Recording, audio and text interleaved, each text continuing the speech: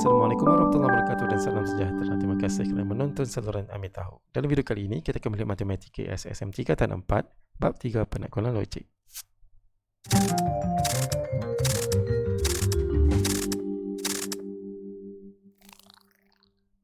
Dalam video kali ini, kita akan melihat standard kandungan 3.2 hujah dan standard pembelajaran 3.2.6 menyelesaikan masalah yang melibatkan penaklukan logik. Kita boleh rujuk buku teks muka surat 84 sehingga 88.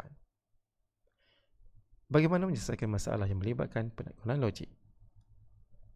Langkah pertama adalah kita memahami masalah dan seterusnya merancang strategi sama ada yang melibatkan hujah deduktif atau hujah induktif. Dan seterusnya, kita membuat satu kesimpulan dan akhir sekali, kita melaksanakan strategi berdasarkan kesimpulan yang telah pun dibuat. Mari kita lihat contoh. Contoh ini diambil terus dari buku teks muka surat 84 dalam contoh 23. Rajah menunjukkan pertumbuhan sejenis sel bermula dengan sel A. Pada hari pertama, 2 sel baru dihasilkan. Setiap sel akan menghasilkan 2 sel yang lain pada hari seterusnya. Diberi bilangan pertumbuhan sel ialah PT sama dengan 2 kuasa T dengan keadaan T ialah bilangan hari. Berapakah bilangan sel baharu akan terhasil pada hari ke-8? Berdasarkan kepada soalan telah pun memberi kita suatu rumus bilangan pertumbuhan sel iaitu PT sama dengan 2T. Dan soalan A menanyakannya pada hari ke-8 iaitu nilai T. Jadi kita dapati bahawa kita akan membina kesimpulan secara deduktif dan diberi rumus. Dan T diberi 8. Jadi kita ganti terus T bersamaan dengan 8. Kita dapati 2 kuasa 8 bersamaan dengan 256. Untuk soalan B, pada hari keberapakah bilangan sel baharu ialah 2048. Jadi 2048 adalah merupakan nilai bagi PT, iaitu kita buat PT sama dengan 2 kuasa T, 2048 sama dengan 2 kuasa T. Dengan menekan kalkulator, kita akan dapati T bersamaan dengan 11.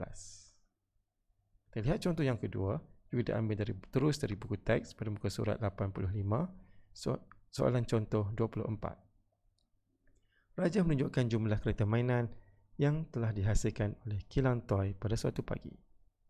Bina satu rumus yang umum bagi bilangan kereta mainan yang telah dihasilkan oleh kilang toy. Jadi kita lihat soalan yang A dulu. Di sini kita dapati bahawa kita dikehendaki untuk mencipta satu rumus yang umum. Jadi ini bermaksud kita akan membina kesimpulan secara induktif berdasarkan pola nombor jumlah kereta mainan. Jadi mari kita menganalisis jumlah kereta mainan yang dihasilkan tiap-tiap jam, iaitu bermula dari 8 pagi, 9 pagi, 10 pagi dan 11 pagi. Untuk jumlah kereta mainan pada pukul 9 pagi, kita dapati bahawa berlaku pertambahan sebanyak 250 daripada jam yang pertama.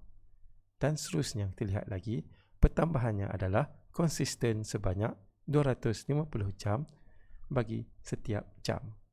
Jadi ini bermaksud nilai malar antara jamnya adalah 250. Seterusnya kita lihat kepada penghasilan untuk jam yang pertama iaitu sebanyak 270. Nilai malar adalah 250. Jadi untuk mencukupkan 270, kita perlu tambah dengan 20. Jadi, nilai malar yang kedua kita adalah 20. Seterusnya, kita melihat kepada jam yang kedua iaitu 9 pagi yang berjumlah 520. Kita menggunakan cara yang sama iaitu 2 didarabkan 250 tambah dengan 20. 2 di sini bermaksud jam yang kedua.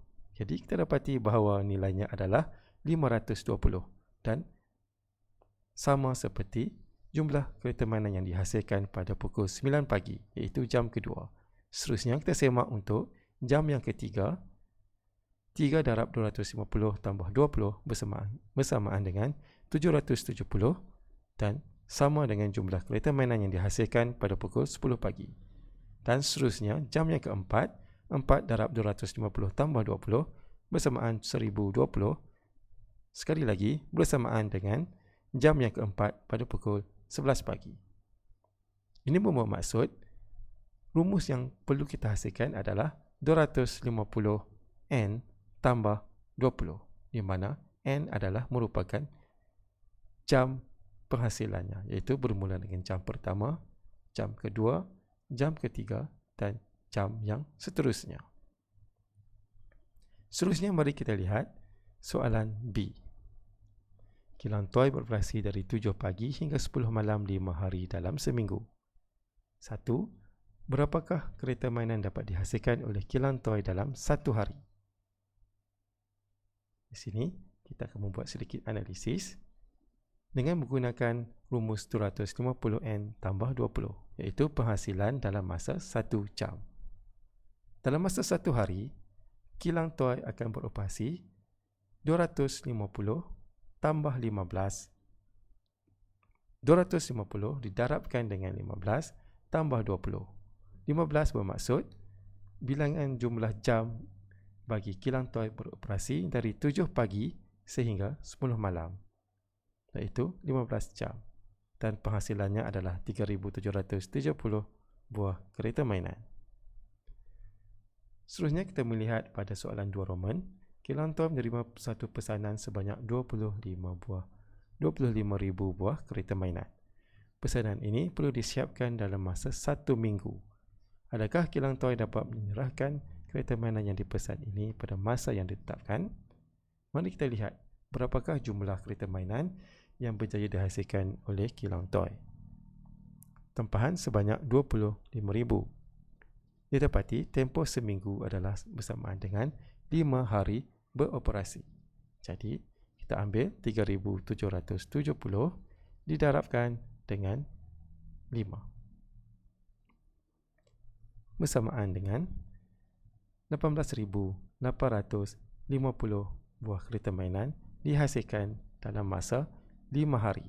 Ini bermaksud Kilang Toy tidak dapat menyerahkan pesanan sebanyak 25,000 tersebut. Jadi apakah jalan penyelesaiannya? Cadangan penyelesaian adalah Kilang Toy terpaksa menambah jam operasinya setiap hari. Itu saja video kita untuk kali ini, dan untuk latihan buku teks kita boleh rujuk praktiskan diri 3.2i pada muka surat 87 sehingga 88. Sekian, terima kasih.